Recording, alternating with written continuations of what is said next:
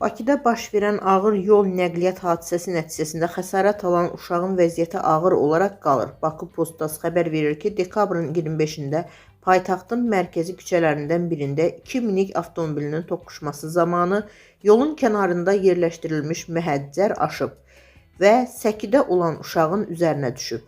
Son məlumatlara görə azyaşlı hazırda Mərkəzi Klinik Xəstəxananın reanimasiya şöbəsindədir.